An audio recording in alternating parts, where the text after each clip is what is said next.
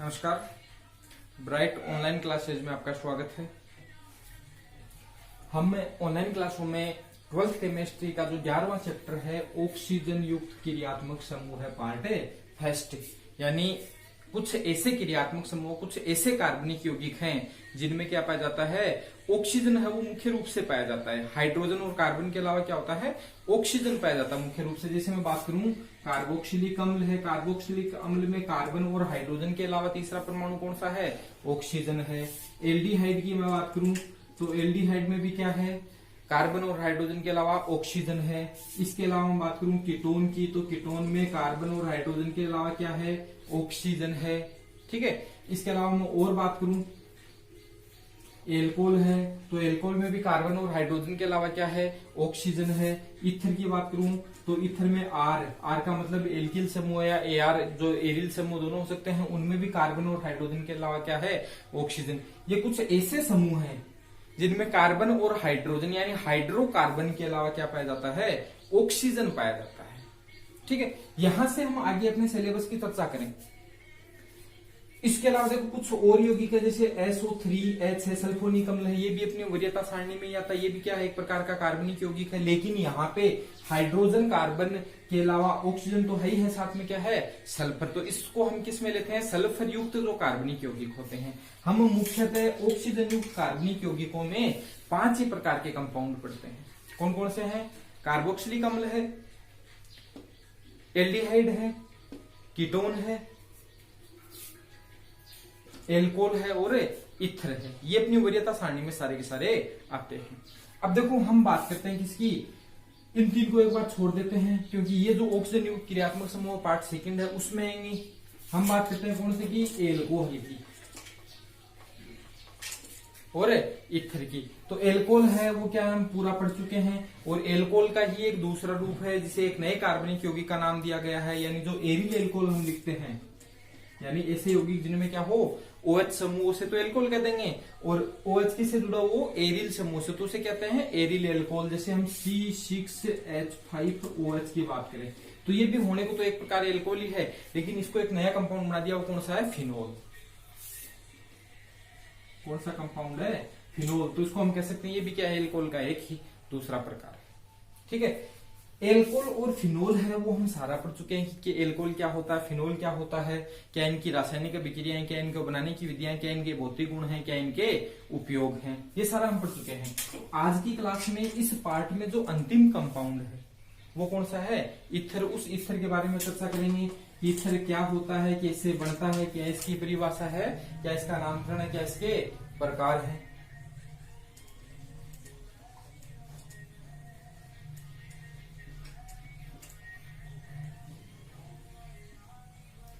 Ether. ठीक है। तो देखो ईथर की हम बात करें सबसे पहले तो हम क्या मानते हैं कि जितने भी कार्बनिक यौगिक होते हैं, जितने भी कार्बनिक यौगिक होते हैं वो हाइड्रोकार्बन एल्केन के व्युत्पन्न यौगिक होते हैं। जितने भी कार्बनिक यौगिक होते हैं वो एल्केन के क्या होते हैं, व्युत्पन्न होते हैं। और उन्हीं एल्केन के एक व्युत्पन्न यौगिक में से एक कार्बनिक यौगिक कौन सा है, ईथर है। ठीक है। यानी जो एल्केन होता है, मैं आपको बता देता हूं, एल्केन ये तो एल्किल समूह हो गया, और ये क्या हो गया, H। हम देखो इसको अचानक से देखते हैं RH तो हमें पता नहीं चलता कि किसका फॉर्मूला लिखा हुआ है, लेकिन इसको हम अलग अलग करके लिखेंगे। जैसे आगे की मैंने लिख दिया CH3 और इसके साथ क्या जोड़ दिया, H, तो क्या हो गया CH4, तो क्या है, एल्केन। यानी एल्किल समूह में हम क्या करते हैं, एक हाइड्रोजन जोड़ देते हैं तो वो क्या बन जाता है, एल्केन बन जाता है। तो ये क्या है, एल्केन। अब इस एल्केन की हम बात करें तो इस एल्केन में से हाइड्रोजन परमाणु को हमने क्या कर दिया, हटा दिया, और इसकी जगह कौन सा समूह जोड़ दिया, एल्कोक्सी। एल्कोक्सी देखो, एल्कोक्सी का मतलब है एल्किल प्लस ऑक्सीजन। एल्कोक्सी में क्या रहेगा, एल्किल समूह और ऑक्सीजन दोनों से मिलकर क्या बनता है, एल्कोक्सी। तो हमने क्या किया, इसके जगह क्या जोड़ दिया, एल्कोक्सी। OR समूह जोड़ दिया, हाइड्रोजन को हटा के, तो क्या बन गया, ROR। यानी हम कह सकते हैं ईथर क्या है, ईथर हाइड्रोकार्बन का एक एल्कोक्सी व्युत्पन्न यौगिक है। ठीक है। ईथर एल्केन का एल्कोक्सी, जैसे एल्कोहल क्या था, एल्केन के हाइड्रोक्सिल व्युत्पन्न यौगिक क्या कहलाते हैं, एल्कोहल कहलाते हैं। उसी प्रकार इथर के एल्कोक्सी व्युत्पन्न यौगिक क्या कहलाते हैं? इथर। यानी जो इथर होता है वो क्या है? एल्केन का ही एक व्युत्पन्न यौगिक है। तो हम बात करें एल्केन, जो इथर क्या है? तो इथर एक कार्बनिक यौगिक है जो किससे बना है? एल्केन से ही बना है। और एल्केन का एल्कोक्सी व्युत्पन्न यौगिक क्या कहलाता है? इथर। अब सबसे पहले हम बात करते हैं इसकी परिभाषा की, कि इथर की परिभाषा क्या होगी।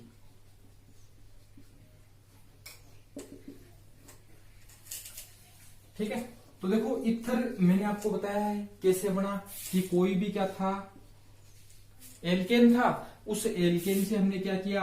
एक हाइड्रोजन को हटा दिया और उसकी जगह क्या जोड़ दिया? एल्कोक्सी समूह है। तो क्या बन गया? ROR।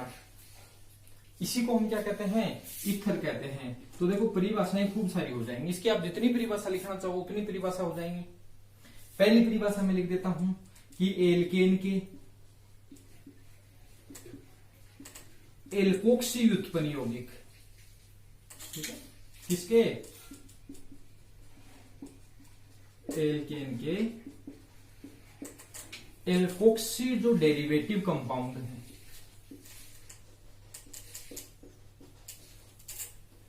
ठीक है, एल्केन के एल्कोक्सी व्युत्पन्न यौगिक क्या कहलाते हैं? इथर, जो हमें यहां से पता चल रहा है। पहला एक परिभाषा होगी कि एल्केन के जो एल्कोक्सी व्युत्पन्न यौगिक है वो क्या कहलाते हैं? इथर। इसी के संदर्भ में दूसरी परिभाषा लिखूं इथर की। तो देखो हम क्या करें, एक बार इससे जाए, हम एल्केन को छोड़ दें और केवल यहां से देखें। यहां से देखें तो हमें क्या पता चल रहा है कि ऑक्सीजन जो होता है, ऑक्सीजन की संयोजकता कितनी होती है? 2 होती है। यदि दोनों संयोजकताओं पर कोई एल्किल या एरिल समूह जोड़ दिया जाता है, क्या जोड़ दिया जाता है? एल्किल या एरिल समूह जोड़ दिया जाता है, तो प्राप्त यौगिक क्या कहलाएगा? इथर कहलाएगा। तो दूसरी परिभाषा क्या हो जाएगी? यदि या वे कार्बनिक यौगिक, वे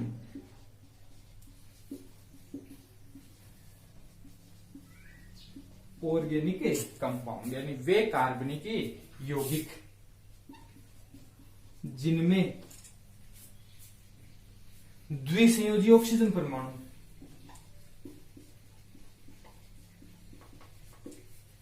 कौन है? द्विसंयोजी। इसका मतलब है ऑक्सीजन की कितनी होगी? 2 द्विसंयोजी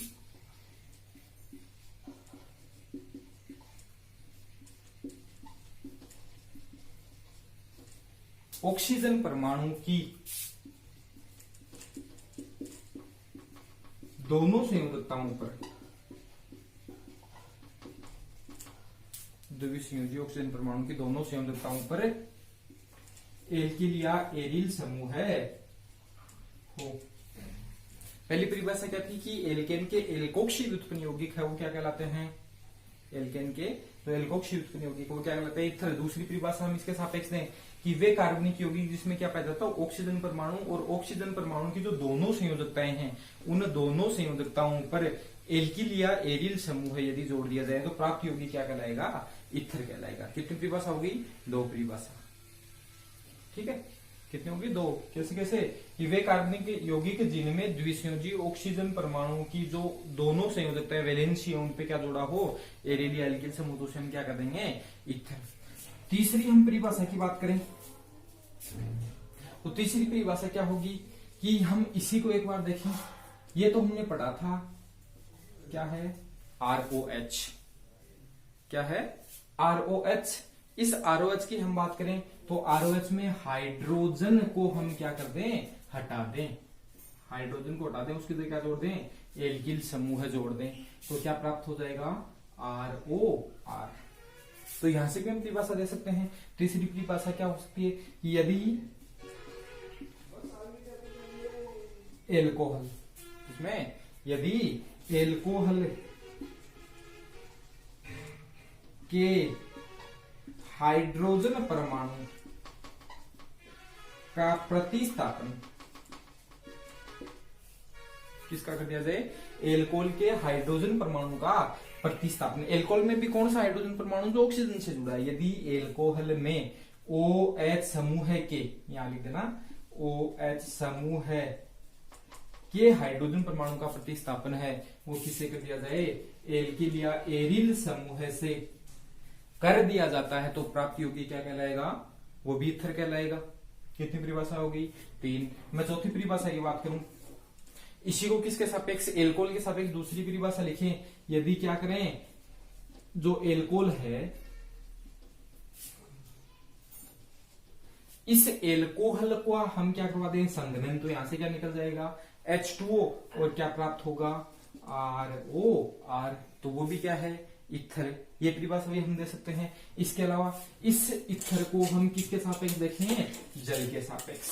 जल क्या होता है HOH, इसमें हमने क्या कर दिया, दोनों हाइड्रोजन परमाणुओं की जगह क्या जोड़ दिया, एल्किल समूह है, तो क्या बन गया ईथर। तो हम कह सकते हैं यदि जल के अणु में, किसमें, जल के अणु में दोनों हाइड्रोजन परमाणुओं का प्रतिस्थापन, यानी जो वाटर मॉलिक्यूल है उसमें जो हाइड्रोजन एटम है उनको हम किससे, एल्किल ग्रुप से सब्स्टिट्यूट कर दें, प्रतिस्थापित कर दें। प्रतिस्थापन करने पर जो यौगिक प्राप्त होगा उसे हम क्या कहेंगे, ईथर कहेंगे। तो इस प्रकार हम खूब सारी किसी भी कंपाउंड के सापेक्ष लिख सकते हैं। कितनी परिभाषा होगी कि एल्केन के एल्कोक्सी व्युत्पन्न। दूसरा हम यहां से परिभाषा दे सकते हैं कि एल्केन के हाइड्रोजन परमाणु का प्रतिस्थापन हम किससे कर दें, एल्कोक्सी समूह से, तो वो भी क्या कहलाएगा, ईथर कहलाएगा। दूसरी, अब देखो अच्छी जो परिभाषाएं हमें लिखनी है वो कौन सी हैं, तो एक तो हमने वो लिख ली, दूसरी हम लिख सकते हैं वे ऑर्गेनिक कंपाउंड जिनमें द्विसंयोजी ऑक्सीजन परमाणु की दोनों संयोजकताओं पर क्या जुड़ा हो, एल्किल या एरिल समूह से भी हम क्या कर देंगे, ईथर कर देंगे। ये हम लिख सकते हैं, ये लिख सकते हैं। तो परिभाषा हम कोई सी भी लिख सकते हैं, ठीक है। तो सबसे पहले हम परिभाषा की बात करते हैं, तो सबसे अच्छी परिभाषा अपनी ये रहेगी। तो जब भी हो हम कोई सी भी लिख सकते हैं, गलत कोई सी भी नहीं है, सारी की सारी परिभाषाएं क्या है, सही। लेकिन सबसे अच्छी परिभाषा तो एल्केन जो ऊपर लिखी थी वो, और दूसरे नंबर पे ये सबसे सटीक परिभाषा इसकी हमें लिख सकते हैं। तो ये क्या होते हैं, ईथर, ठीक है। अब परिभाषा के बाद हम बात करते हैं, तो जितनी परिभाषाएं वो हमने सारी पढ़ ली हैं।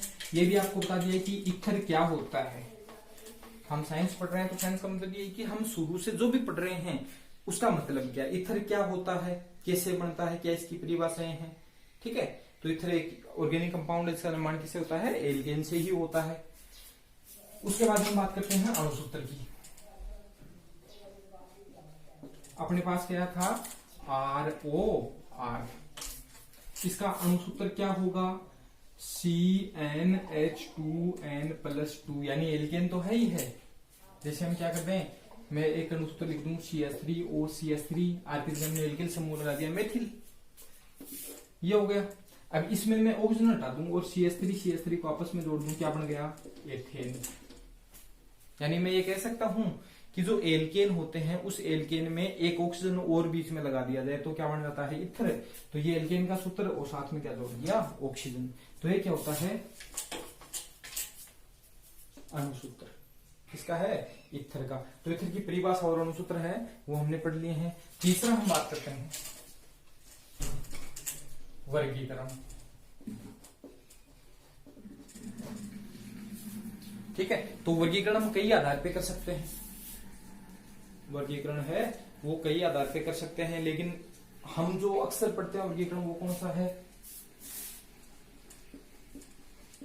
सरल ईथर और मिश्रित ईथर। सरल ईथर कौन सा होगा, ऑक्सीजन से जुड़े दोनों समूह हैं, ऑक्सीजन से जुड़े दोनों समूह है क्या हो, समान। यानी ऑक्सीजन के साथ दोनों तरफ क्या जुड़े होते हैं, दो समूह है, एक R और एक R'। यदि R और R' दोनों क्या हैं, एक समान है, तो उसे हम क्या कर देंगे, सरल ईथर। जैसे मैं एक यौगिक की बात करूं CH3OCH3, इसमें ऑक्सीजन से दोनों जुड़े समूह क्या है, समान, इसलिए इसको क्या कर दिया, सरल ईथर। C2H5OC2H5, इसको भी हम क्या कर देंगे, सरल ईथर। इसके अलावा C6H5OC6H5, तो दोनों समूह समान हो तो उसे हम क्या कर देंगे, सरल ईथर। दूसरा हम बात करते हैं मिश्रित। यदि ऑक्सीजन से जुड़े दोनों समूह हैं, जुड़े दोनों समूह क्या हो, असमान हो। यानी ऑक्सीजन से दो समूह जुड़े हैं R और R', वो दोनों अलग अलग हो तो उसे क्या कहते हैं हमें मिश्रित स्तर। जैसे एग्जांपल की हम बात करें हैं C2H5, ऑक्सीजन से दोनों जुड़े जो समूह है वो क्या है, असमान।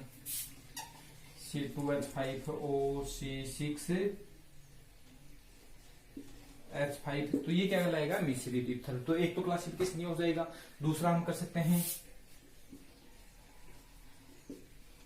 एलिफेटिक और एरोमेटिक के आधार पर, जिसमें केवल एलिफेटिक समूह है, जैसे ये है तो ये कौन सा हो जाएगा, एलिफेटिक। और जिसमें एरोमेटिक है, जैसे इसमें एरोमेटिक है, इसमें एरोमेटिक है, इसमें एरोमेटिक है, तो वो क्या हो जाएंगे, एरोमेटिक। तो इस आधार पे हम क्या करते हैं, क्लासिफिकेशन कर सकते हैं।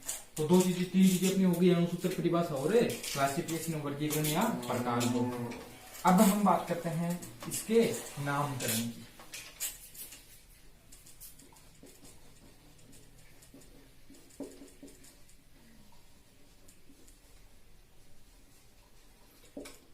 या इसका नोमेनक्लेचर है वो क्या होगा, नामकरण कैसे किया जाता है। तो देखो, नामकरण की हम सामान्यतः दो पद्धति काम में लेते हैं। सामान्य रूढ़ पद्धति है। तो रूढ़ पद्धति में हम क्या करते हैं,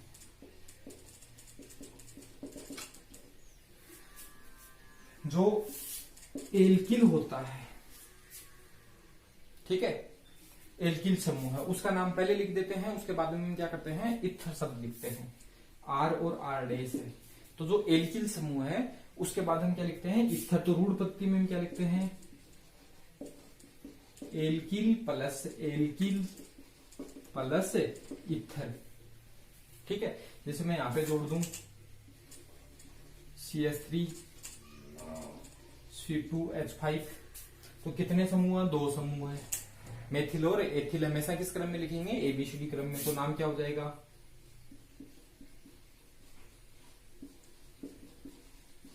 एथिल मेथिल इथर, ठीक है। तो हमेशा इस पद्धति में हम लिखते हैं।